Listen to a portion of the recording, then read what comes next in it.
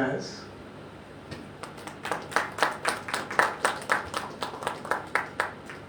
General Saab is chairing the lecture session, sir. And Dr. Manisha Sahiba, who is delivering the lecture on the theme which is in front of you. आप इस तरफ इस तरफ Professor Atul Vase Saab and our General Secretary Saab, Dr. Atar Farooqi, please sir.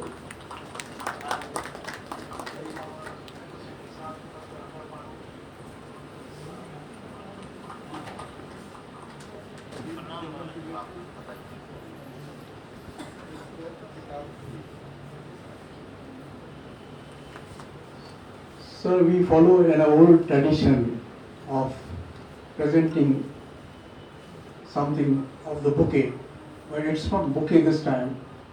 We are all environmental friendly. So, may I request Rajesh, please be here. Yeah. I am requesting Dr. Atar Farooqi Saab to present this to General Aditya Singh Saab. Thank you very much, sir. And the second bouquet, I am requesting Hassan Saab to please take this zahmat to present this to Madam Dr. Agnihotri Sahiba.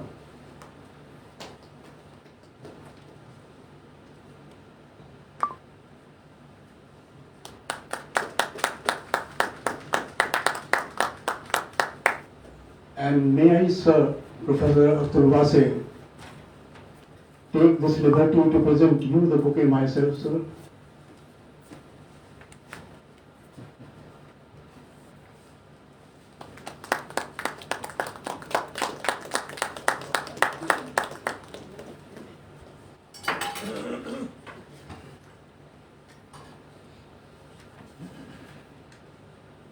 Thank you very much. Ladies and gentlemen, and with the permission of chair, sir, may I present my opening remarks? Thank you. इतने रंगों ने सजाया है जिंदगी का सफर, इतने रंगों ने सजाया है जिंदगी का सफर कि एक उम्र भी थोड़ी है समझने के लिए।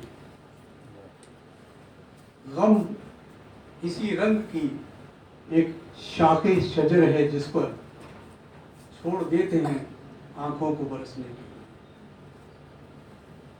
Respected General Aditya Singh Saab, Atul Vase Saab, Manisha Agnihotri Sahiba, to have graced the dais on this event which is so close to my heart and soul. Khawatino Hazrat, I will never miss in my slightest utterance to say that I am in lifetime obligation, rather indebtedness, to my mentor, late Dr. M. Khusro, who made me worth this salt, कि मैं आज आपके सामने हूँ और आपसे मुखातिब भी हूँ. I say thanks, sir. उनका दिया हुआ तखल्लुस वफा मुझे बार बार झिझोड़ता रहता है कि मैं कुछ नया लिखूं और जो लिखूं वो आपके सामने रख सकूं. जी हाँ, जो शेर अभी मैंने अर्ज किया उसे लिखने की जरूरत मैंने ही की है. Ladies and gentlemen, Dr. Khusro's ideologies seem completely relevant even to this day and will undoubtedly remain so for at least a few more decades. Howsoever small my sphere of interaction may be, where I have been opportune to make a reference of Khusro Sahib or his preaching or teaching, I have felt people lending all ears to it. A respect that the name commands even now, And I may not be wrong in saying that not only in the economic circle, which was his forte, but even in academic, bureaucratic, diplomatic, or social circles he was associated with, his name is close to remaining immortal. I will pray this from my heart. Ameen. And that's why the lecture series is so. I recall that once in the lightest vein, when Dostani Kashmir group met the Hurriyat conference, I think Professor Akhtar Wase may recall this. Sayyid Ali Shah Jilani, the conference supremo, under Dr. Khusro's leadership, Khusro Sahab said to Jilani Sahab, अब हम बुढ़े हो चले हैं, मगर मुझे ऐसा लगता है कि Hurriyat is falling into its own minority. Jilani Sahab could merely afford a smile, sitting there with his confidence. As you are coming back after the meeting in respective cars, Rasgotra Sahab, the first foreign secretary, who was one of the key members of the group, said that if someone else amongst us would have said so, pata nahi kya ho. This wasn't a solitary instance showing Dr. Khusro Sahab's forthrightness while dealing with such intricate matters. There were many others. Hazreen, since Dr. Farooqi, General Secretary of Anjuman Tarki Hind, has so gracefully adopted this memorial lecture to convene annually under its auspices, this being the third, as you know, the COVID pandemic didn't permit anything to happen globally in the past 2.5 years. We will certainly get more opportunities to speak about the legend that Dr. Khusro was. I must inform that his son-in-law, Hassan Rahmatullah Sahab, Mr. and Mrs. Zain Rahimullah, and Zafar Khusro, they are all here with us to collaborate Dr. Khusro to this annual event. Thank you very much, all of you, sir. May I make a mention of a friend here in audience, Dr. Shamim Ahmed from Noor. He is an eye surgeon of Noor and he runs an NGO. Why I have mentioned Dr. Shamim, that Khusro Sahab का जो social work फिक्र के अंदर था, वो इन्होंने शुरू किया लोगों ने. Thank you, Doctor, for coming all the way here. I now request the Chair, General Sahab. Sorry. I am now requesting Dr. Wase Sahab for his introductory comments about the main speaker and the chairperson. Thank you very much, sir.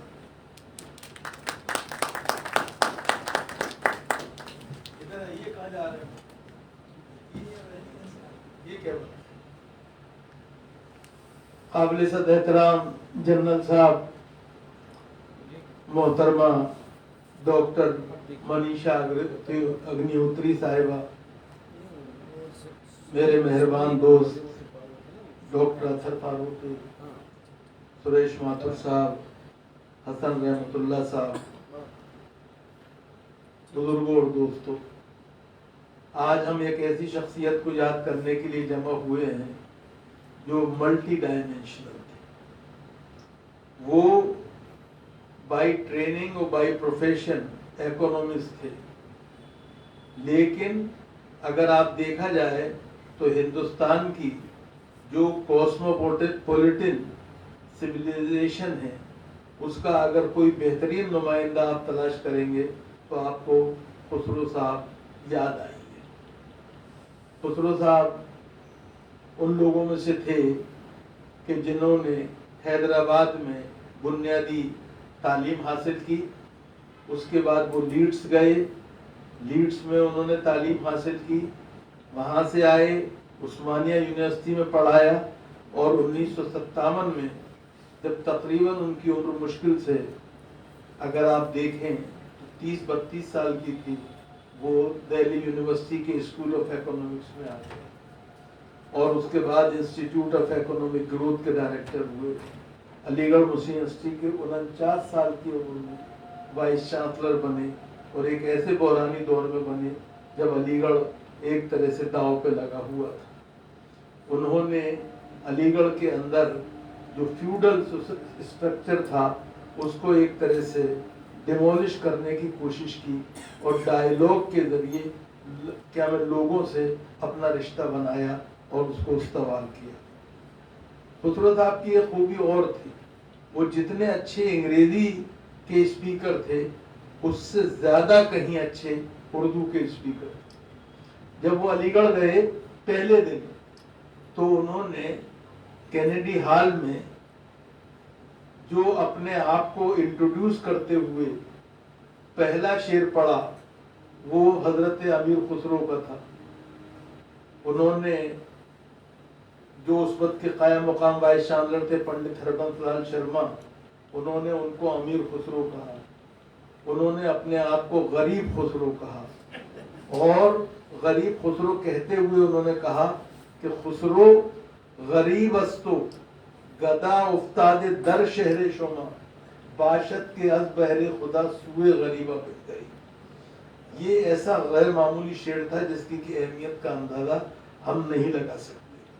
Khusro साहब का एक मामला और था, वो ये कि वो हिंदुस्तान की गंगा जमनी तहजीब के बेहतरीन नमूने थे। और जब हम अंजुमन के दफ्तर में खड़े हुए हैं, इस ऑडिटोरियम में तकरीर कर रहे हैं, तो खुसरो साहब का एक पसंदीदा शेर मुझे याद आता है जो कि अंजुमन से वाबस्ता पंडित ब्रिज मोहन दत्तात्रेय कैफी का था।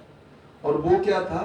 वो था कि गम रहा उनका जो दोज़ख में पड़े जलते हैं, गम रहा उनका जो दोज़ख में पड़े जलते हैं, मेरे खुश रहने का जन्नत में भी सामान हुआ। गैर मामूली बात है, इस बात को समझने की जरूरत है। इंसानी हमदर्दी जो है वो और जो नेक दिली है उसका इससे बेहतर नुमाइंदा शेर नहीं हो सकता। साहिबो, मैं माथुर साहब को मुबारकबाद देता हूँ और इसलिए मुबारकबाद देता हूँ कि वो काम जो हम सबके करने का था वो इन्होंने तने तनहा अपने जिम्मे लिया और खुसरो मेमोरियल लेक्चर जो था उसको जारी रखा।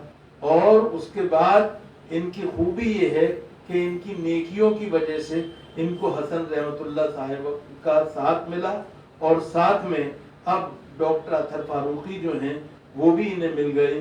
इस तरह ये मुसल्लस जो है, ये तसलीस जो है, ये ट्राइएंगल जो है वो बुनियादी तौर पर खुसरो साहब की याद को जिंदा रखे हुए है, यादगार बनाए हुए है। आज की इस महफिल के सदर जो हैं वो लेफ्टिनेंट जनरल आदित्य सिंह साहब हैं। आदित्य सिंह साहब जो हैं वो उन लोगों में से हैं जो आज़ादी के फौरन बाद पैदा हुए और आज़ादी के फौरन बाद पैदा होने के बाद उन्होंने तालीम हासिल की और तालीम हासिल करने के बाद फौज का में शामिल हो गए और फौज में भी जब शामिल हुए तो गैर मामूली तौर पे दक्कन हॉर्सेस के में को ज्वाइन किया।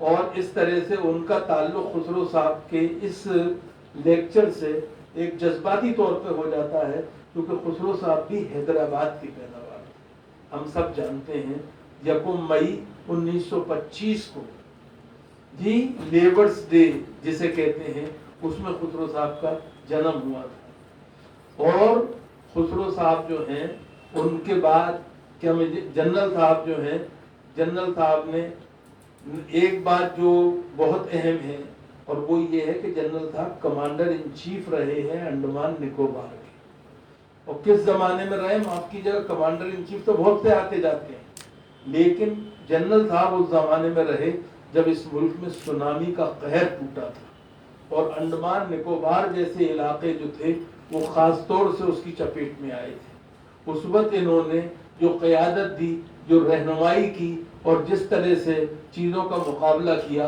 वो जनरल आदित्य सिंह को एक अहमियत का हामिल बनाता है और इसके लिए ये हमारे शुक्रिया के मुस्तहिक भी हैं और तारीख में इनका नाम हमेशा महफूज रहेगा। जनरल साहब जो हैं वो साउथ इंडिया के भी इंचार्ज रहे हैं, हम सब जानते हैं, और इन्होंने वहाँ पर गैर मामूली खूबी की है, इनके खिदमत अंजाम दी हैं। जनरल साहब का मामला ये है कि इनको PVSM और AVSM जैसे खिताबात मिले, और हम सब जानते हैं कि फौज में ये खिताबात आसानी से नहीं मिल जाते हैं, ये खिताबात इनको मिले। एक बात जनरल साहब के बारे में जो मैं और कहना चाहता हूँ वो ये कि जनरल साहब जो हैं वो खुसरो साहबी की तरह से स्पोर्ट्स में उनकी बराबर की दिलचस्पी थी। खुसरो साहब की टेनिस में थी, उसको बड़े शौक से वो खेलते थे। अलीगढ़ में उन्होंने उसको और ज्यादा तरक्की दी। और जनरल साहब जो हैं वो गोल्फ के और पोलो के बेहतरीन प्लेयर्स में से हैं और इसके लिए जाने जाते हैं। मैं जनरल साहब आपका खैर मकदम करता हूं और उम्मीद करता हूं कि आपका ये ताल्लुक बना रहेगा। जनरल साहब की एक बात आखिर में मुझे और अर्ज करनी है, वो ये कि जनरल साहब जो है नीमराना ग्रुप से जुड़े हुए हैं। नीमराना ग्रुप जो है उसके भी खुसरो साहब चेयरमैन भी थे एक जमाने में, और बाद में जनरल साहब ने उसको ज्वाइन किया। जनरल साहब और ये मुल्क, ये हिंदुस्तान और पाकिस्तान के बीच में इंतहाई कड़वे हालात में, ऐसे हालात में कि जब दोनों मुल्कों के दरमियान सरकारी तौर पर कोई बातचीत नहीं होती है, ये लोग जो हैं एक पुल का काम करते हैं और कोशिश करते हैं कि किसी तरह से दोनों मुल्कों के दरमियान अमन व आशती का पैगाम आम हो सके। मैं जनरल साहब आपको इसके लिए भी मुबारकबाद देता हूँ। साहिबो, जनरल साहब दुनिया में, जहान में जिन किस किस से जुड़े हुए हैं उसकी एक तवील फहरिस्त है। कौन सा ऐसा क्लब है जिसका आप नाम लीजिए और जनरल आदित्य सिंह उससे जुड़े हुए न मिले। मैं इनको उसके लिए मुबारकबाद देता हूँ। साहिबो, आज का जो लेक्चर है वो डॉक्टर मनीषा अग्निहोत्री देंगे। डॉक्टर मनीषा अग्निहोत्री का मामला खुसरो साहब के हवाले से अगर मैं बात करूं तो वो ये है कि दोनों दिल्ली यूनिवर्सिटी से जुड़े हुए लोग हैं। खुसरो साहब भी दिल्ली यूनिवर्सिटी से जुड़े हुए थे, वो दिल्ली स्कूल ऑफ इकोनॉमिक्स में भी रहे और इंस्टीट्यूट ऑफ इकोनॉमिक ग्रोथ के भी डायरेक्टर रहे, हम सब जानते हैं। खुसरो साहब जो हैं वो दुनिया में, जर्मनी में हिंदुस्तान के सफीर भी रहे, वो हमारे यहाँ नेशनल फाइनेंस कमीशन के चेयरमैन भी रहे। उनके बारे में बताने की जरूरत नहीं है ज्यादा। एक और खूबी खुसरो साहब की ये थी कि वो कलम के भी बहुत धनी थे, और इसीलिए जो इंडियन एक्सप्रेस का फाइनेंशियल एक्सप्रेस के नाम से डेली निकलता है उसके एडिटर भी रहे वो। तो इस एतबार से भी अगर देखा जाए तो उन्होंने गैर मामूली काम किया। डॉक्टर मनीषा अग्निहोत्री जो हैं वो दिल्ली यूनिवर्सिटी से वाबस्ता हैं, तारीख से जुड़ी हुई हैं, हिस्ट्री से जुड़ी हुई हैं। और हिस्ट्री से जुड़े होने का मामला नहीं है, बल्कि उनकी खूबी ये है कि उन्होंने जो अपना एमफिल किया है वो दबिस्तान मदाहिब पे किया है। दबिस्तान मदाहिब वो पहली की ऐसी किताब है इंटरफेथ डायलॉग की, जिसमें के लोगों ने कोशिश ये की है कि उन लोगों से लिखवाया जाए जो कि उस मजहब के मानने वाले हैं। मिसाल के तौर पे हम सब जानते हैं कि सरमद ने उस पर यहूदी मजहब के बारे में लिखा है। सरमद जो है खुद यहूदी मजहब से थे, बाद में उन्होंने इस्लाम कबूल कर लिया, ये दूसरी बात है, लेकिन उसमें भी वो उनका जो रवैया है वो हम सब जानते हैं। जामा मस्जिद की सीढ़ियां इस बात की गवाह हैं कि किस तरह अहद औरंगजेब में जो सरमद हैं उनका कत्ल कराया गया और वो वहीं दफन है। आज भी हरे भरे साहब के मज़ार पे आप जाइए तो वहां पे आपको जो लाल रंग का मज़ार है वो सरमद का मिलेगा।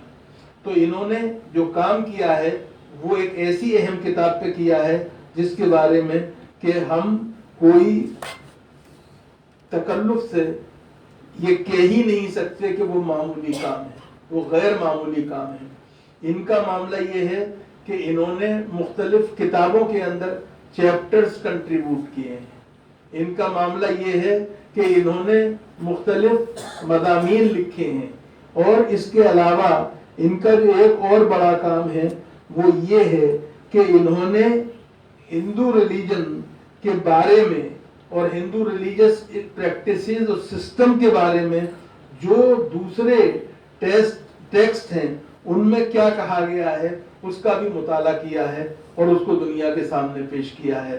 साहिबो, एक ऐसे वक्त में जब हिंदू मुसलमान से और मुसलमान हिंदू से दूर होते जा रहे हैं, मनीषा अग्निहोत्री जैसी लिखने वालियां जो हैं हमारे लिए क्या में बहुत अहमियत की हामिल हैं और बहुत ज़रूरत की इनकी ज़रूरत है कि ये ऐसी चीज़ों को आम करें, लोगों के सामने पेश करें।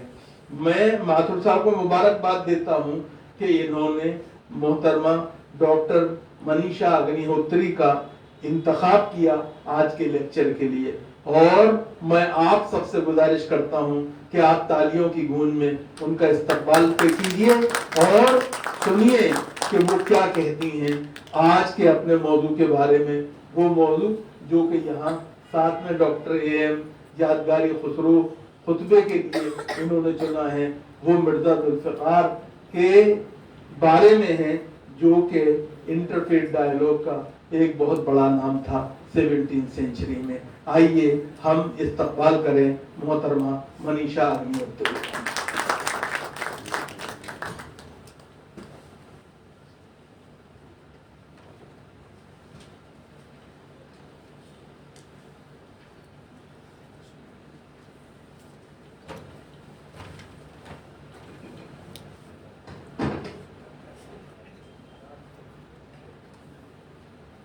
शुक्रिया वासी साहब, thank you very much for your kind words.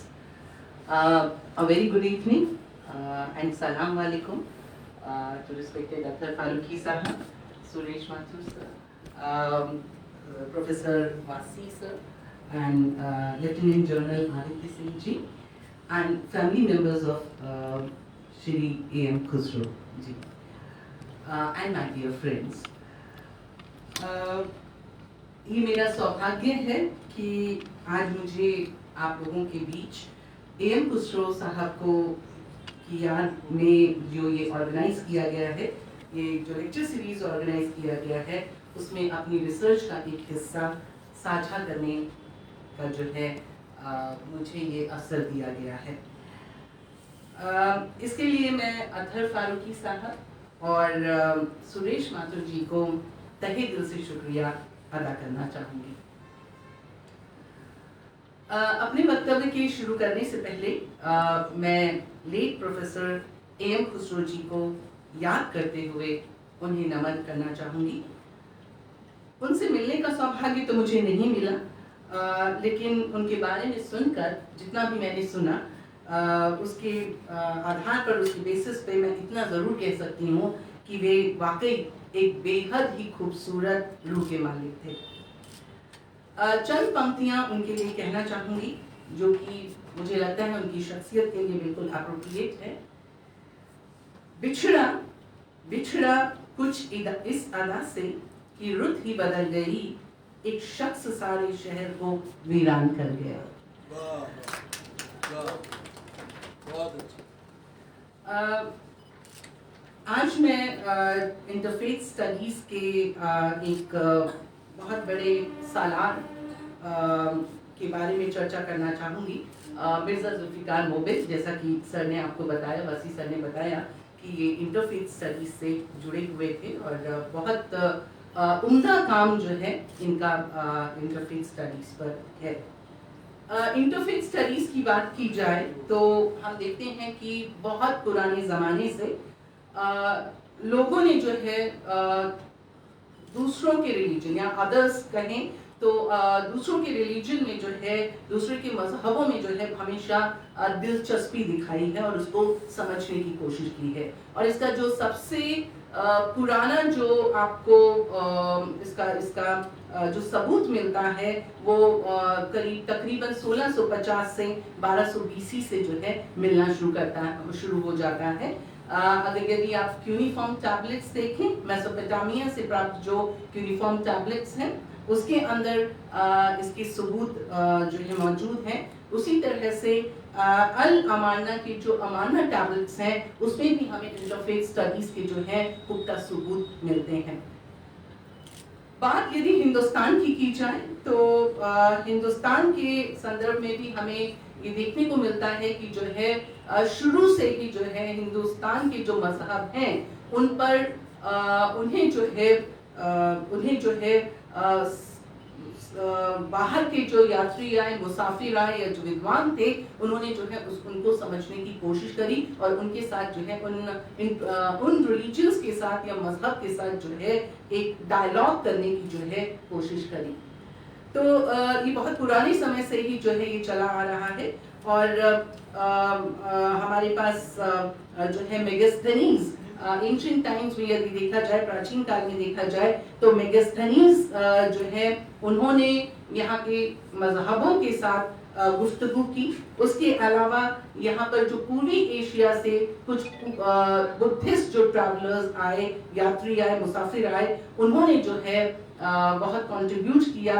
यहाँ पर उन्होंने ह्वेनसांग की यदि बात की जाए, ह्वेनसांग, इत्सिंग और फाहियान, इन्होंने जो है यहाँ के मजहबों में बहुत ही गहरी दिलचस्पी दिखाई और उसके यहाँ पर जो यहाँ की हिंदू सोसाइटी के बारे में, हिंदू कल्चर के बारे में और हिंदू रिलीजन के बारे में जो है बहुत सी तहरीरें तैयार की। इसी तरह की ये जो कोशिश है वो हम देखते हैं कि मिडिवल इंडिया में भी जारी रहती है और मिडिवल इंडिया के साथ साथ जो है कॉलोनियल पीरियड में भी ये कोशिश जो है जारी रहती है।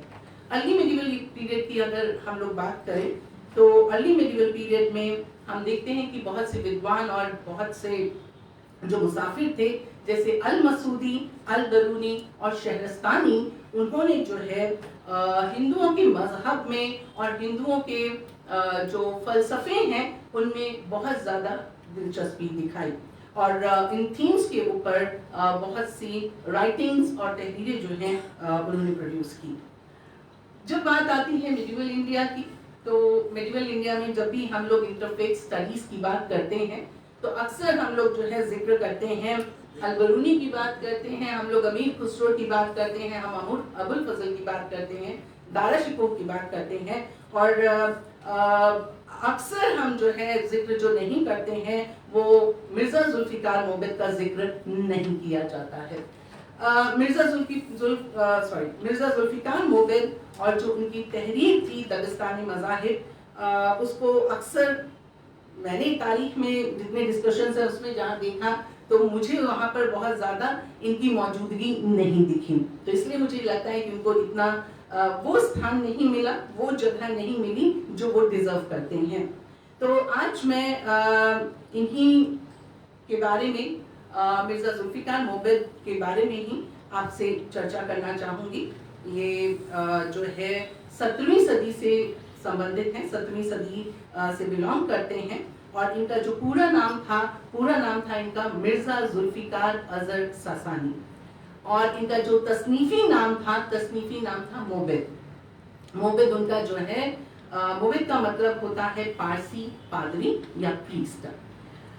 नाम से ही स्पष्ट हो जाता है कि ये एक आला दर्जे के रूहानी जो है खानदान से जो है ये जुड़े हुए थे और इनकी पैदाइश है वो पटना में हुई थी। वो सिपासी सेक्ट एक था, सिपासी फिरका था, आबादी भी उसे कहा जाता है और ये जो सिपासी फिरका था इसको यहाँ पर हिंदुस्तान में अजहर कैवान ने जो है इसकी बुनियाद रखी थी। तो इस फिरके के वो एक जो है वो एक पारसी प्रीस्ट थे और वो जो है इस फिरके के जितने भी बिलीवर्स हैं उनकी तरह जो है वो मुतलक तौहीद में विश्वास करते थे, यानी एब्सोल्यूट मोनोथीज्म में विश्वास करते थे। उनका रुझान जो है पैंथीज्म की तरफ था और आप जानते हैं कि 16वीं 17वीं सदी में पैंथीज्म जो है वो बहुत ज़्यादा डोमिनेट कर रहा था यहाँ के एनवायरमेंट्स में। अकबर वहादतुल वजूद के कॉन्सेप्ट से प्रभावित था। उसके अलावा शंकराचार्य का असर आपको 17वीं सदी में उनकी जो फिलॉसफी है उनकी फिलॉसफी जो है वेदांत जो है, अद्वैत वेदांत का जो है बहुत ज़्यादा प्रभाव दिखेगा। और यहाँ पर जो है हम देखते हैं कि सिपासी जो सेक्ट के जो लोग थे, सिपासी फिरके के जो लोग थे, वो भी पैंथीज्म से बहुत ज़्यादा प्रभावित थे। इसके अतिरिक्त जो है मिर्जा जुल्फिकार मोहम्मद साहब जो है शाह मखदूम की का जो फलसफा था, इशराकी जो फलसफा था, इल्यूमिनेशन थ्योरी जो थी, उससे वो बहुत ज़्यादा प्रभावित थे। और एक और जो ख्यालात जिससे वो बहुत ज़्यादा प्रभावित थे, वो ये थे कि उनका ये मानना था कि जो खुदा है उसको किसी भी मजहब के द्वारा जो है पाया जा सकता है, किसी भी मजहब के द्वारा जो है अल्लाह को या खुदा को जो है अटेन किया जा सकता है।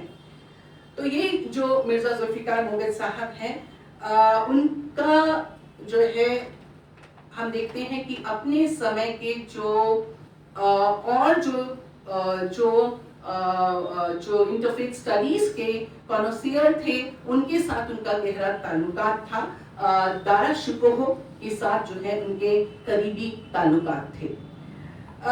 उसके अलावा जो है उनकी शख्सियत का अंदाजा इस बात से लगाया जा सकता है कि उनके जो फॉलोअर्स थे, मिर्जा जुल्फिकार मोहम्मद के जो फॉलोअर्स थे, उन्होंने जो है उन्हें बहुत ही हाई साउंडिंग टाइटल्स दिए थे। उदाहरण जो है मिसाल के तौर पर उन्हें जो है लीडर्स ऑफ रिसर्चर्स का जो है टाइटल दिया गया, यानी तहकीक करने वालों के रहनुमा के तौर पर जो है उनको प्रेजेंट किया गया। इसी तरह से उनको लीडर ऑफ ग्रेट मिस्टिक्स या अजीम सूफियों के रहनुमा के तौर पर जो है पेश किया गया। और उसके अलावा जो है उन्हें उनके लिए ये कहा गया कि वो जो है वो ऐसे फलसफी हैं जिन्हें मुतलक वजूद की जानकारी थी, जो कि ये सारे के सारे टाइटल्स, ये खिताब जो है वो बहुत हाई साउंडिंग टाइटल्स जो है किताब उनको दिए गए थे, और उससे उनकी शख्सियत का जो है अंदाजा हो जाता है। मोहम्मद साहब की खासियत जो है वो ये है कि वो जो है बहुत बड़े पैमाने पर उन्होंने हिंदुस्तान में सफर किया। पटना में उनकी पैदाइश हुई। पैदाइश के बाद कुछ समय के बाद जो है वो अकबराबाद आए, आगरा आए, और उसके बाद जो है वो लगातार जो है उन्होंने पूरे हिंदुस्तान में सफर किया, और बहुत ही बड़े पैमाने पर उनके जो है उन्होंने बहुत बड़ा हिस्सा जो है हिंदुस्तान का कवर किया। आगरा के अलावा कश्मीर, पंजाब, राजस्थान में दोतराहा, मेड़ता और उड़ीसा श्रीकाकुलम जो है तक वो गए। तो ये हमारे लिए इसलिए इतना इम्पोर्टेंट है क्योंकि ये उनकी इल्म को दिखाता है कि उनका जो इल्म था, नॉलेज थी, वो जो है इन सब जगहों से घूमकर उन्होंने जो है फील्ड वर्क कर जो है अपना डेटा इकट्ठा किया था अपनी इंटरफेथ स्टडीज पर ये जो है तहरीर लिखने के लिए। दबिस्तान की बात की जाए, उनकी जो ये मैग्नम ओपस है दबिस्तान मज़ाहिर, इसका कंपोजिशन करीब 1646 से 1650 AD के बीच में किया गया था। यानी जब उन्होंने इंटेलेक्चुअल मैच्योरिटी को जो है अटेन कर लिया, तब जो है उन्होंने इस रचना को, इस तहरीर को जो है लिखा। इसके अंदर 12 तालीम है, तालीम यानी चैप्टर्स, और ये जो तालीम है वो जो है पूरी दुनिया के लोगों के जो है 12 मजहबी निज़ामों के बारे में बात करते हैं। 12 मजहबों के बारे में जो है इसमें डिटेल्स हैं। मिसाल के तौर पर इसमें एक चैप्टर जो है वो यहूदियों से संबंधित है, यहूदियों से जुड़ा हुआ है। दूसरा जो है वो नसरानियत यानी ईसाइयों के मजहब से जुड़ा हुआ है। एक जो चैप्टर है, एक तालीम जो है वो गुबेरी यानी ज़ारदुश्त के जो फॉलोअर्स हैं उनसे जुड़ा हुआ है। एक तालीम जो है वो मुसलमानी मजहब में भी उन्होंने तसन्नुम यानी सुन्नी और तशय्युर शियास के बारे में जो है बात की है। और एक जो उनका सबसे बड़ा चैप्टर, सबसे बड़ी तालीम जो है वो है अकायदे हिंदुवान से संबंधित, यानी हिंदुओं के अकायदों से संबंधित जो है उनका एक तालीम है जो बहुत ही डिटेल्ड है। तो अपने लेक्चर में मैं आज जो भी उनके बारे में बात करूंगी, तो मेरा जो फोकस है वो बेसिकली जो दूसरा तालीम है जो उन्होंने हिंदुओं के अकायदों और उनके फलसफों के बारे में जो लिखा है उसके बेसिस पर वो जो है मैं अपनी बात रखूंगी। दबिस्तान में जो उनका हिंदुओं से अकायदों से संबंधित जो डिटेल्स हैं उसके बारे में बात करने से पहले मैं आपको दो खास बातें बताना चाहूंगी जो दबिस्तान की हैं और जो उसको जो है एक यूनिक टेक्स्ट बनाती हैं, एक अलग जो है किस्म की जो है टेक्स्ट बनाती हैं। वो ये है कि यदि आप देखें तो ज्यादातर जो इंटरफेथ स्टडीज के ऊपर काम हुए हैं उसमें जो है ज्यादातर जो है अदबी सबूतों का इस्तेमाल किया गया है। अदबी सबूत यानी लिटरेरी एविडेंसेस का यूज किया गया है, लेकिन हम यहाँ पर देखते हैं कि जो मिर्जा जुल्फिकार मोहम्मद साहब हैं उन्होंने जो है ज़बानी सबूतों का या ओरल सोर्सेज का बहुत ज्यादा इस्तेमाल किया है और जिसकी वजह से उनका जो टेक्स्ट है उनके टेक्स्ट में केवल हमें इलीटिस्ट परसेप्शन नहीं देखने को मिलता है, हमें जो है इलीट क्लास का जो है मजहब देखने को नहीं मिलता है, बल्कि जो है हमें आम अवाम के मजहबों के अकायदों के बारे में, फलसफों के बारे में, ख्यालातों के बारे में जो है जानकारी मिलती है। और उसके अलावा सबसे जो एक अलग बात देखने को मिलती है कि इसके अंदर बहुत से ट्राइबल जो रिलीजन्स हैं हिंदुस्तान के, जो कबीलाई जो मजहब अकायद कहिए या जो है ख्यालात कहिए, उनके बारे में भी जो है हमें डिटेल्स मिलते हैं।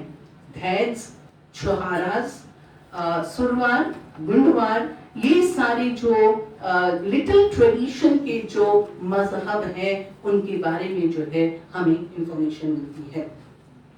तो ये जो ओरल सोर्सेज उनके कौन से थे?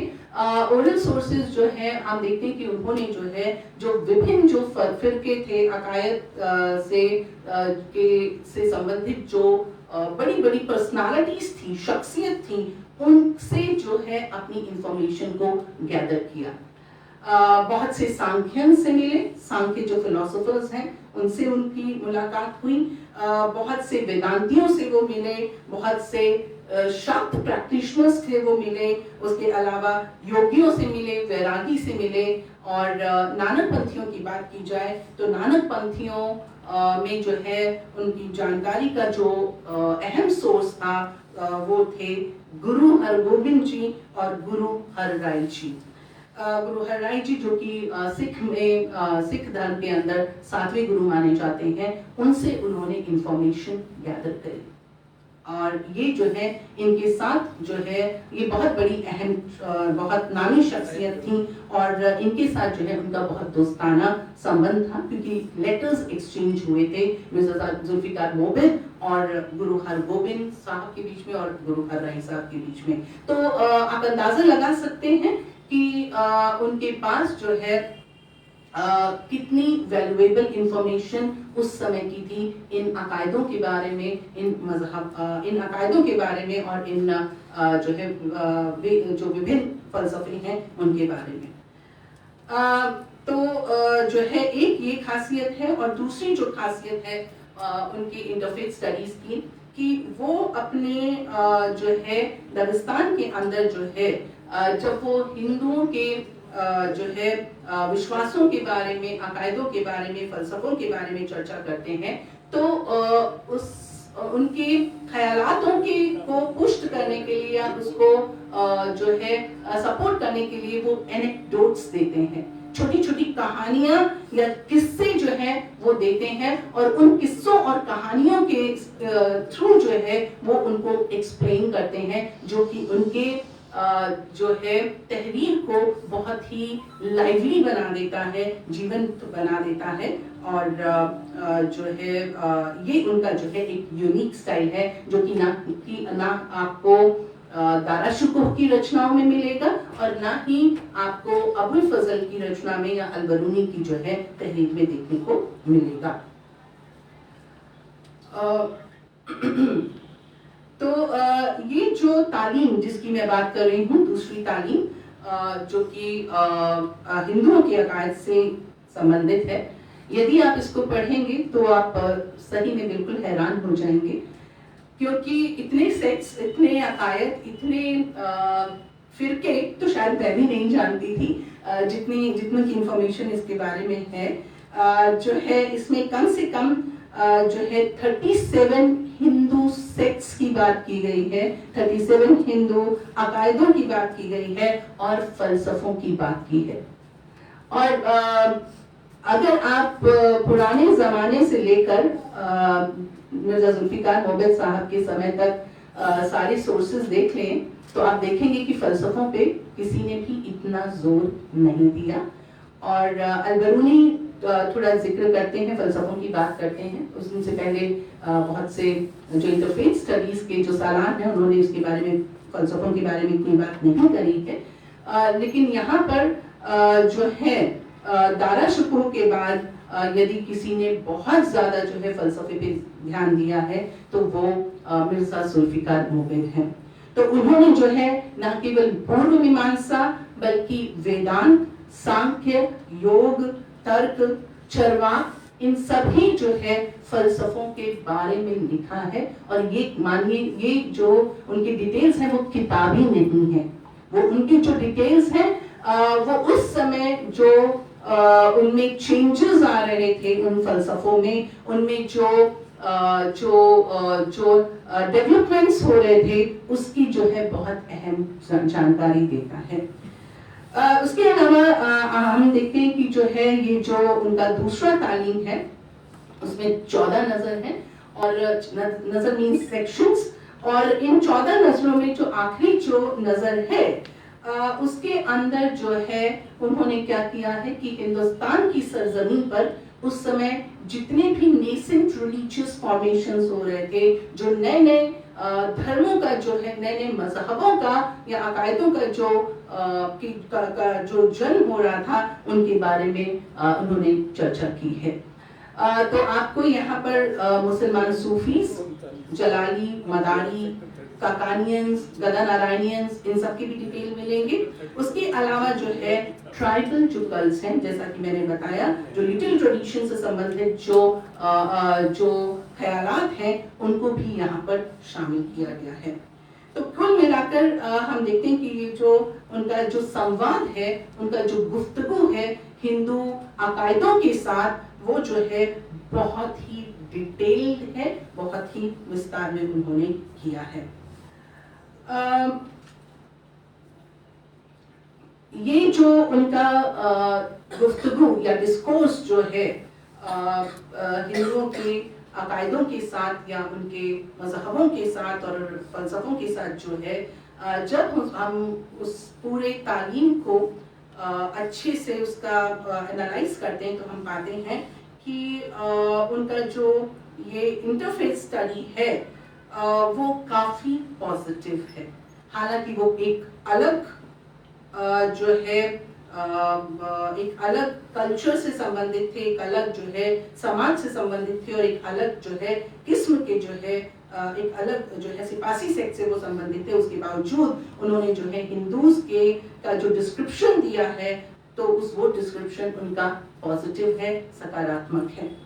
और उनका जो ये डिस्क्रिप्शन है वो काफी ऑथेंटिक है और उसमें जो है जो भी उन्होंने मजहबी या फलसफियाना जो ख्यालात और तरीकों की का जो डिस्क्रिप्शन दिया है, हम उसे बहुत ही ऑथेंटिक तरीके से जो है उन्होंने प्रेजेंट किया है। और उसकी खूबी ये है कि इनके डिस्क्रिप्शन की कि उन्होंने जो है अपने डिस्क्रिप्शन में कहीं पर भी जो है हिंदू ख्यालातों या हिंदू अकायदों के बीच में और अपने खुद के जो उनके ख्यालात हैं या उनके जो मजहब के जो प्रिंसिपल्स हैं उनके बीच में कहीं पे भी सिंथेसिस एस्टेब्लिश करने की कोशिश नहीं की है। उसके अलावा उन्होंने हिंदू अकायदों के उन कॉन्स्टिट्यूएंट्स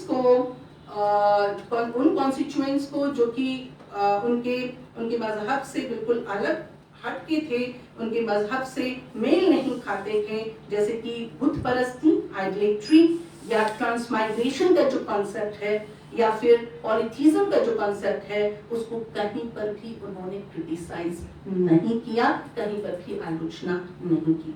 बल्कि हम क्या देखते हैं कि जो है वो जो है आइडल्स को जो है क्या करते हैं, बुतों को जो है, बुत परस्ती को जो है जस्टिफाई करते हैं और कहते हैं कि वो जो है बुत जो है, आइडल्स जो है वो क्या है, वो सिर्फ जो है एकमात्र किबला थे, यानी वो सिर्फ जो है कंसंट्रेशन के सोर्स थे और इस तरह से वो जो है उनके बुत परस्ती को भी जो है जस्टिफाई करते हैं।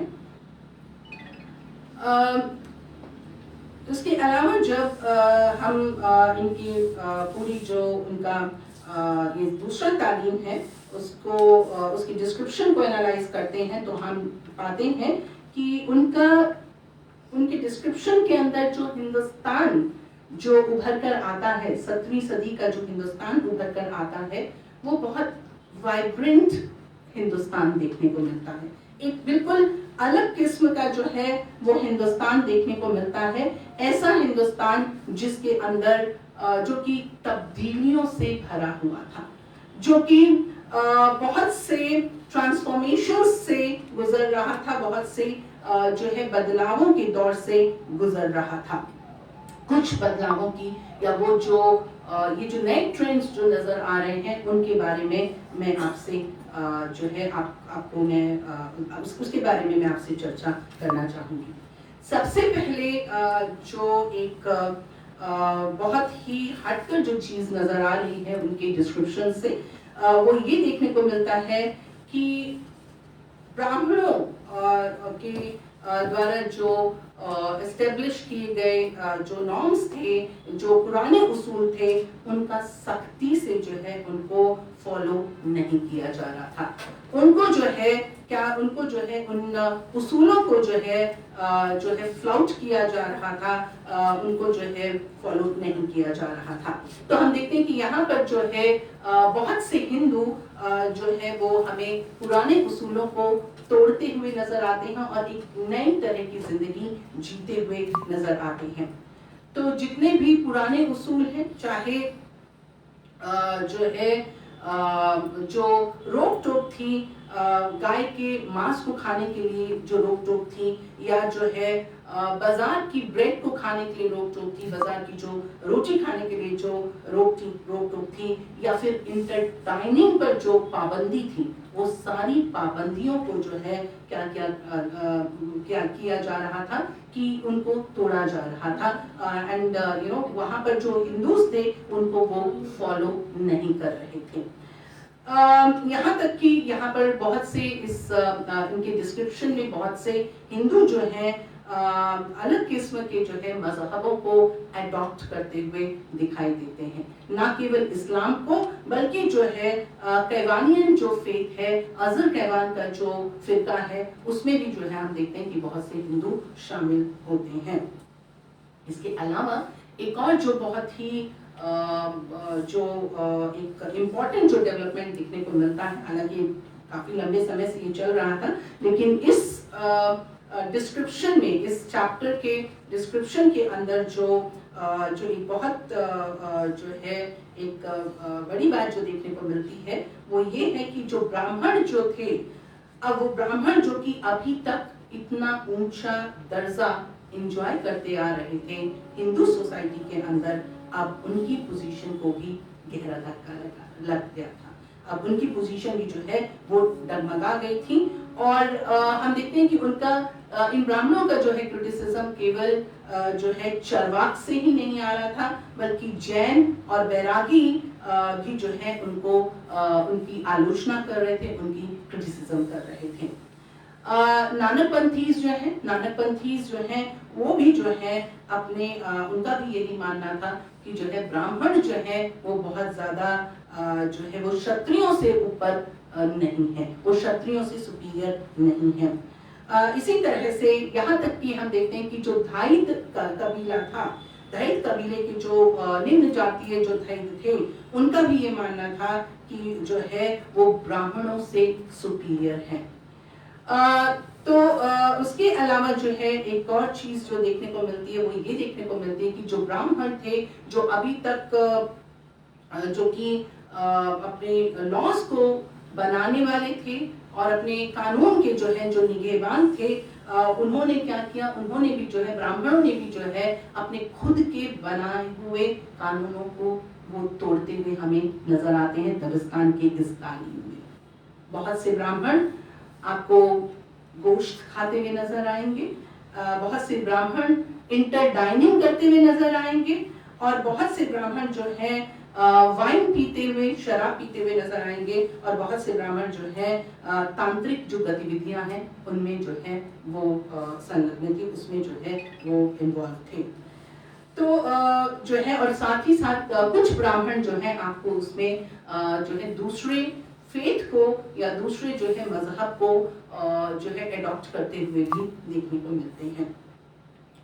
तो ये जो जिंदगी के जो नए तरीके ये जो ब्राह्मण अपना रहे थे, और वो जो है खुद के जो उन्होंने पुराने उसूल बनाए थे उनको जो वो तोड़ रहे थे, शायद उसी का नतीजा था कि अब ब्राह्मण की नई डिजेनरेटेड कैटेगरीज जो हैं इस समय उभर कर आ रही थी। और अब हमें जो है इस समय ब्राह्मणों में जो नई कैटेगरीज देखने को मिलती हैं वो हैं मालेच्छ ब्राह्मण, विड़ाल ब्राह्मण और चंडाल ब्राह्मण। तो शायद वो इस तरह के जो है बदलाव का नतीजा था कि इस तरह की कैटेगरीज इवन ब्राह्मणास में जो है वो मेंशन जो है उसको किया जा रहा था। एक और जो अहम मुद्दा जो मोबित के जो है हिंदुओं के अकायदों के और जो है फलसफे के डिस्क्रिप्शन से नजर आता है, वो ये आता है कि अब जो है जितने भी फिलोसॉफिकल सिस्टम्स थे, हिंदुओं के जितने भी फलसफे थे, और वो फलसफे जो कि अथीस्टिक हुआ करते थे, यानी जो अल्लाह में ईश्वर में जो है विश्वास नहीं करते थे, अब वो सारे के सारे मजहबी हो रहे थे। वो सारे के सारे फलसफे अथीस्टिक से थीस्टिक में कन्वर्ट हो रहे थे। और इस तरह से दबिस्तान के डिस्क्रिप्शन से नजर आता है कि जो है पूर्व मीमांसा, सांख्य और योग जो कि अभी तक अथीस्टिक हुआ करते थे, वो जो है थीस्टिक जो है फिलोसफीज में, फलसफों में जो है वो तब्दील हो गए। फलसफों के लेवल पर जो है हमें एक और जो है फलसफों के स्तर पर हमें एक और नया रुझान जो देखने को मिलता है, वो देखने को मिलता है यूनिफाइंग टेंडेंसीज का। यूनिफाइंग टेंडेंसीज यानी कि अब जो है क्या किया जा रहा था, जो डिफरेंट आस्तिक फिलोसॉफिकल सिस्टम्स थे, डिफरेंट जो है आस्तिक फलसफे जो थे, उनके बीच में जो फर्क था, उनके बीच में जो डिफरेंसेस थे, उनमें सुलह कराने की या उनको जो है रिकंसाइल करने की कोशिश की जा रही थी। और यहाँ उसकी वजह से हम क्या देखते हैं कि यहाँ पर जो है कई फलसफों को इकट्ठा करने की कोशिश की गई। और दबिस्तान के डिस्क्रिप्शन से, दबिस्तान के इंटरफेथ स्टडी से हिंदूज के कंटेक्स्ट में हमें ये देखने को मिलता है कि 17वीं सदी तक वैशेषिक जो फलसफा है हिंदुओं का, वो प्रैक्टिकली जो है न्याय सिस्टम के अंदर अमालगमेट हो जाता है, न्याय सिस्टम में जो है वो मिल जाता है। इसी तरह से सांख्य का जो उनका डिस्क्रिप्शन है मिर्जा जुल्फिकार मोबिद का, उससे यह स्पष्ट होता है, साफ होता है कि इस समय सांख्य, योग और वेदांत जो है इनको भी इकट्ठा करने की कोशिश की जा रही थी। और सबसे चौंकाने वाली बात जो दिखती है फलसफे के स्तर पर वो ये देखने को मिलती है कि यहाँ तक कि जो है जो वेदांत के जो दो बिल्कुल डायमेट्रिकली अपोजिट जो हिस्से हैं वेदांत के, एक शंकराचार्य का वेदांत और दूसरा जो है मध्वाचार्य का वेदांत, उन दोनों को भी जो है उनके भी डिफरेंसेस को रिकंसाइल करने की कोशिश की जा रही थी। तो इस तरह से ये जो डिस्क्रिप्शन है फलसफों का जो है मोबिद के द्वारा दिए गए फलसफों का, उसमें जो है हमें ये बदलाव देखने को मिलते हैं। और शायद वो इसलिए संभव हुए ये बदलाव दिखाने में क्योंकि उन्होंने जो अपनी इंफॉर्मेशन गैदर की थी वो सिर्फ किताबों से नहीं की थी, उन्होंने जो प्रैक्टिशनर्स थे, उस फलसफे के जो प्रैक्टिशनर्स थे, उनसे जो है इंफॉर्मेशन या अपनी जानकारी ली थी। एक और जो चीज जो फलसफों के स्तर पर हमें देखने को मिलती है, एक नई चीज जो देखने को मिलती है वो ये देखने को मिलती है कि इस समय वेदांत, खासकर शंकराचार्य का जो अद्वैत वेदांत जो था वो जो है उसकी अहमियत बहुत ज्यादा बढ़ गई थी। और दबिस्तान जो है, दबिस्तान से हमें ये पता चलता है कि जो वेदांतियन जो फिलॉसफी जो थी वो जो है लर्नेड जो समाज के, हिंदू समाज के जो आला तबके थे, आला तबके में जो एजुकेटेड लोग थे, उनमें वो बहुत ज्यादा पॉपुलर थी। और जो वेदांत के ये जो वेदांत के अद्वैत वेदांत के जो फॉलोअर्स थे उनको जो है ज्ञानी के नाम से पुकारा जाता था। और करीब 22 ज्ञानियों का जिक्र जो है चर्चा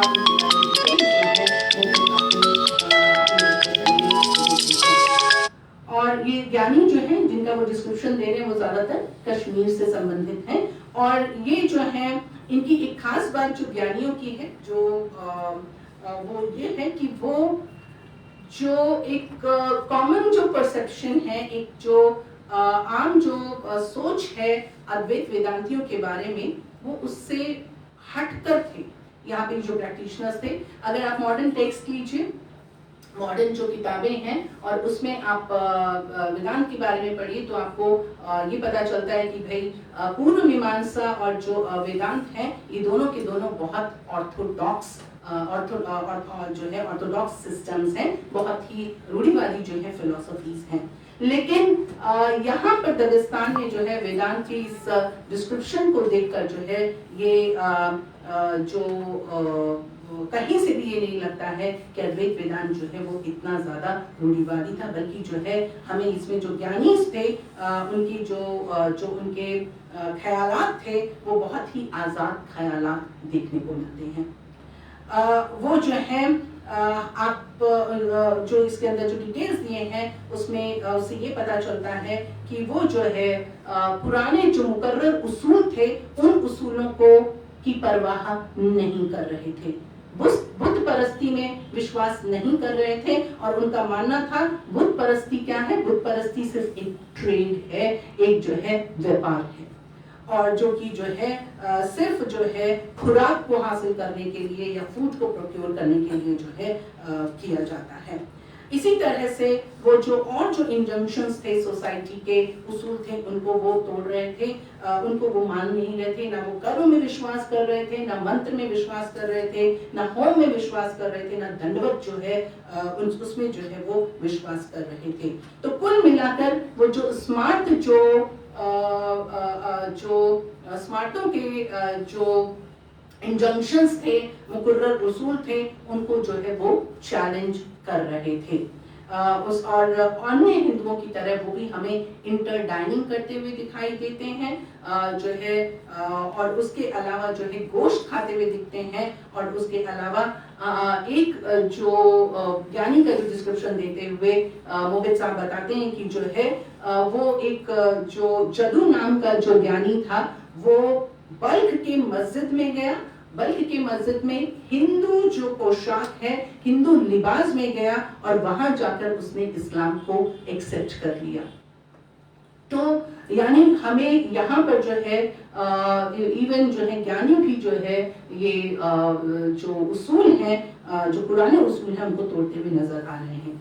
एक जो बात और जो देखने को मिलती है ज्ञानियों की या वेदांतियों के कॉन्टेक्स्ट में, वो ये है कि जो अभी तक शंकराचार्य के सिस्टम के अंदर शूद्रों को ब्रह्मा की नॉलेज को पाने का जो है नॉलेज को अटेन करने का जो है अटेन करने के लिए वो क्वालिफाइड नहीं थे।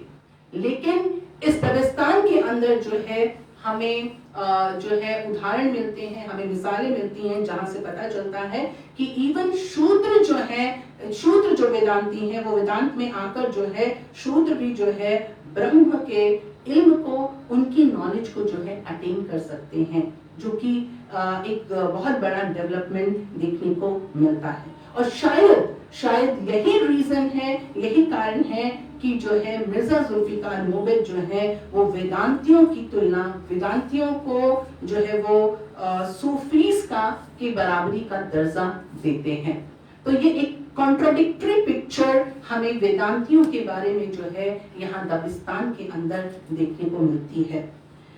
तो जो है हम देखते हैं कि यहाँ पर भक्ति का परमिएशन हो रहा है। भक्ति जो है वो जो है फलसफों में अपना जो है अपने आप को जो है भक्ति जो है अथीस्टिक जो सिस्टम्स हैं उनके अंदर जो है पहुंचकर उन सिस्टम्स को थीस्टिक बना रही थी। उसके अलावा सिंक्रेटिक टेंडेंसीज हमें देखने को मिलती हैं। और तीसरा मैंने कहा वेदांतियों का जो है हम लोगों को वेदांत, अद्वैत वेदांत का जो है डोमिनेंस देखने को मिलता है यहाँ 17वीं सदी के अंदर।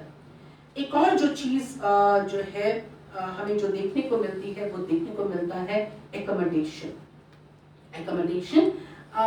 ये जो है यहाँ पर हम देखते हैं कि यहाँ पर ये जो हिंदू जो अकायद थे या डिफरेंट मजहब जो थे, वहाँ पर वो जो है अन्य मजहबों के, दूसरे मजहबों के लोगों को एकोमोडेट करने के लिए जो है कोशिश कर रहे थे। और अपनी एकोमोडेशन की इस कोशिश में उन्होंने क्या किया, उन्होंने न केवल तारीख के साथ छेड़छाड़ करी, तारीख को डिस्टॉर्ट किया, बल्कि जो है नए किस्से, नए मिथ्स जो है प्रोसेस में क्रिएट किए।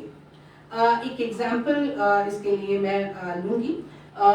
योगी से रिलेटेड एक सेक्शन है इसके अंदर, इस तालीम के अंदर, और यहाँ पर जो है ये योगीज की बिलीफ के बारे में जब मोहित बताता है तो वो बताता है कि किस तरह से जो है योगीज जो है यहाँ पर मुसलमानों को जो है अपने सिस्टम में एकोमोडेट करने के लिए जो है नई नई कहानियां गढ़ रहे हैं और तारीखों को जो है डिस्टॉर्ट कर रहे थे, तोड़ मोड़ कर जो है पेश कर रहे थे। और वो उनका ये मानना था योगियों का कि मोहम्मद साहब, पैगंबर मोहम्मद साहब जो है वो गोरखनाथ के डिसाइपल थे, उनके शागिर्द थे। और उसके अलावा ये कहा गया कि जो गोरखनाथ जो है वो पैगंबर साहब के फोस्टर फादर थे। तो क्या किया गया, जो इस्लामिक हिस्ट्री है, तारीख है, उसको तोड़ा मरोड़ा गया और जो है नई तरह के किस्से, कहानियां, अफसाने जो है बनाकर जो है एकोमोडेशन की कोशिश की गई। तो जो है कुल मिलाकर देखा जाए तो मिर्जा जुल्फिकार मोहब्बत का जो 17वीं सदी का जो हिंदुओं के मजहबों और फलसफों की जो उनकी तहरीर है, उनका जो डिस्कोर्स है, उसमें हमें एक ऐसा हिंदुस्तान देखने को मिलता है जिसमें ज्यादातर मजहबी गिरोहों या फिरके जो है फिरकों में, गिरोहों में और फिरकों में जो है एक्लेक्टिसिज्म, लिबरलिज्म, एकोमोडेशन और एसिमिलेशन के एलिमेंट्स प्रेजेंट थे। मैं अपनी लेक्चर को इस उम्मीद के साथ जो है खत्म करना चाहूंगी कि इस तरह का वाइब्रेंट, एक्लेक्टिक, लिबरल और एकोमोडेटिव माहौल हिंदुस्तान में आने वाले समय में और साथ ही साथ आने वाली पीढ़ियों के बीच भी देखने को मिले और हिंदुस्तान की सरजमी पर मिर्जा जुल्फिकार नोबत जैसे इंटरफेथ स्टडीज के कई और सालार पैदा। Thank you for invitation.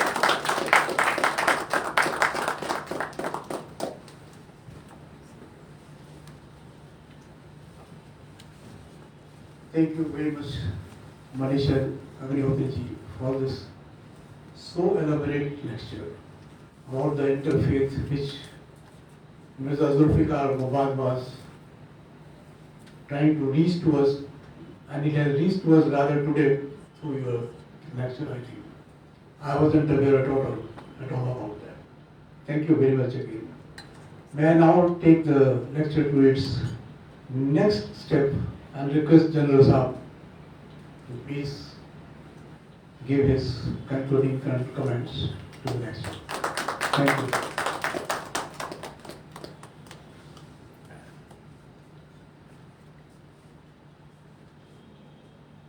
रहमतुल्लाह साहब, डॉक्टर अग्निहोत्री, डॉक्टर फरूकी, मुझे आपने यहाँ आमंत्रित करके आदर दिया, उसके मैं शुक्रगुजार हूँ।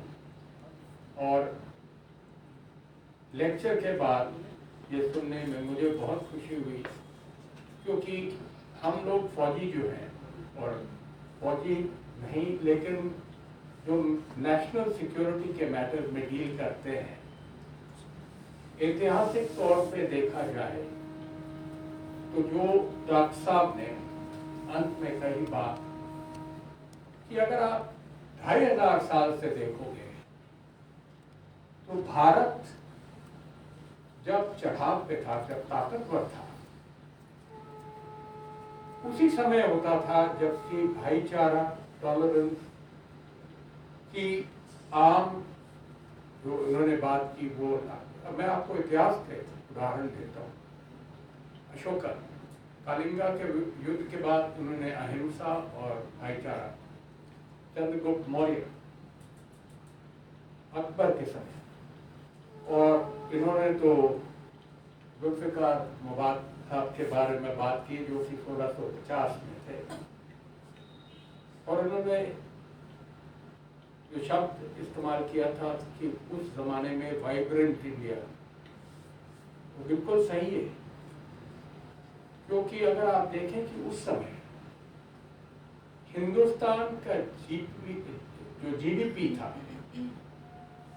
पूरे विश्व के जीडीपी का 21% था। अगर आप, ये काफी लोगों ने इसका अनुमान लगाया है, और आप शशि थरूर साहब की किताब पढ़े तो विश्व का जीडीपी का हिस्सा 21% हिंदुस्तान था। और इसीलिए जबकि लोगों में ये समझ थी, भाईचारा की भावना थी, एक दूसरे से बात करते थे, जैसे उन्होंने बताया कोई ज्ञानी जी ने जाकर मस्जिद में इस्लाम स्वीकार, वो समझते थे कि धर्म एक रास्ता है और हर एक प्रत्येक इंसान सोचता है कि वो किस तरह का रास्ता अपनाए, तो कोई इसमें रिजिडिटी नहीं थी। और यही जब इसका उल्लंघन होता है वही टाइम है जबकि देश टूटता है। और आजकल मुझे तो ये, मेरे को मालूम नहीं था जुल्फिकार साहब का कि 350 साल एक ऐसे आदमी थे जिन्होंने पूरे हिंदुस्तान का दौरा किया और लोगों से बात की, और इतना ज्ञान था कि 37 हिंदुस्तान की सेक्ट थी, उनके बारे में पता लगाया। आजकल तो हर एक चीज इंस्टेंट है, गूगल करो तो सब चीज बता देता है, लेकिन तब भी किसी में ज्ञान नहीं रहता। तो आप समझो कि ऐसे लोगों की और ऐसे विचारों का फैलाव बहुत आज भी जरूरी है, और लोग समझें। और जो इन्होंने शब्द इस्तेमाल किया है लिबरलिज्म, स्वीकार करें कि हर एक इंसान अलग होता है, हर एक की सोचना अलग होता है। आई थिंक जो मैसेज दिया, ये मैसेज बहुत ही अहम वाला है। और मैं तो ये कहूँगा कि ये प्रोफेसर हैं, और अगर इसी मैसेज को जो आने वाली पीढ़ियों को वो दें और समझाएं, तो ये देश जिसके युवक इसका भविष्य है वो मिलकर साथ है। एक ये हमारा ही देश है हिंदुस्तान पूरे विश्व में, जिसमें इतना डाइवर्स, इतनी भाषाएं, इतने धर्म, इतनी अलग अलग कल्चर साथ मिलकर चलते हैं। और जैसे मैंने बताया कि इतिहास में भी यही सब थे, और जब सब मिलकर चलते थे तो इस देश को कोई नहीं रोक सकता था। और मैं तो सिक्योरिटी के तौर पे कहता हूँ कि जब ये चीज़ है, और हम लोग फौज में हमने कभी, हर एक आदमी का धर्म अलग है, और हमारा तो ये असूल होता था कि अगर आप सिख रेजिमेंट में जाओ तो आपका धर्म सिख होता था, अगर हमारे आर्मड कोर में मुस्लिम स्क्वाड्रन थी तो मुसलमान धर्म होता था। और एक मैं कहानी बताऊंगा कि 18 कैवलरी है, उसमें मुस्लिम स्क्वाड्रन है, कहानी है। तो उनके ब्रिगेडियर साहब, कर्नल साहब थे, कांगो में पाकिस्तानी यूएन के साथ थे। तो हिंदुस्तानी पाकिस्तान, उनका मौलवी नहीं था, तो हिंदू मेजर ने उनकी मौलवी का काम किया। तो वो चकित हो गए, कहते साहब देखिए हम हिंदुस्तान में जो आपका जवानों का धर्म है वही आपका धर्म है, क्योंकि एक रास्ता है, आपके मजहब अलग हो, लेकिन तो यही चीज मैं बताना चाहता हूँ कि ये खासूसियत इस देश में है। और आप अगर आप इसको जैसे प्रोफेसर साहब ने बताया अपनाएंगे तो इस देश का भविष्य उज्जवल है। मुझे तो यहाँ आने पर बहुत खुशी हुई, और मैंने डॉक्टर फरूकी साहब को, मेरे पास एक घर में पुरानी तकरीबन 90 साल पुरानी उर्दू की गालिब की एक पब्लिकेशन थी जिसमें कम से कम 50 चित्र हैं। तो मैं उनसे अनुरोध करूंगा कि आप इसको अपने पुस्तकालय के लिए स्वीकार करें। और एक बार फिर से भारत माता की जय।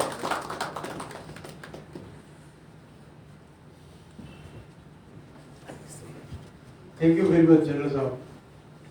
Thank you.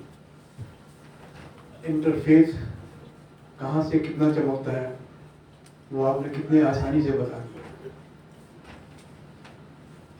और इसकी एक और आसानी ये है, ये इंटरफेस की बात नहीं है, मैं अलग से बात कर रहा हूँ जनरलाइज वे में। वो एक शेर है कि एक सितारा, एक कली, एक मैं का कतरा, एक जुल्फ। इंटरफेस इसमें कहीं नहीं है, लेकिन हाँ, what is a congregation about and what can the effect of these congregations, these amalgamations, और इस साझेदारी में क्या हो सकता है, उसका एक बहुत छोटा सा नमूना है कि एक सितारा, एक कली, एक मैं का कतरा, एक जुल्फ, जब इकट्ठे हो गए तामीर जन्नत हो गई। ये मेरा ख्याल है इंटरफेथ के दूसरा, maybe you can take it other side of the coin, but this is how it should be and it is. Thank you very much to all, and may I now request finally to our General Secretary साहब, sir आपके बगैर ये complete नहीं होता है, माफ कीजिएगा।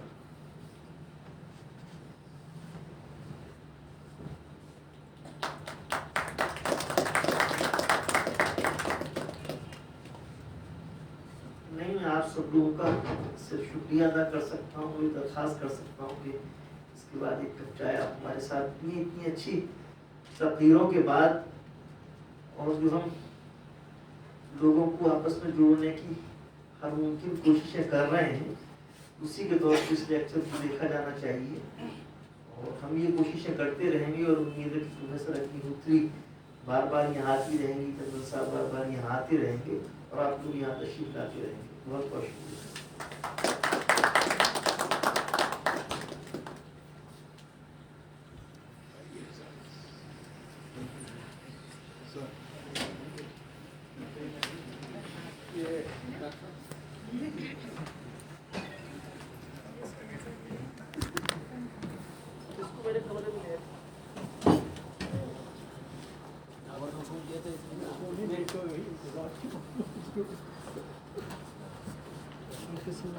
Thank you, dear.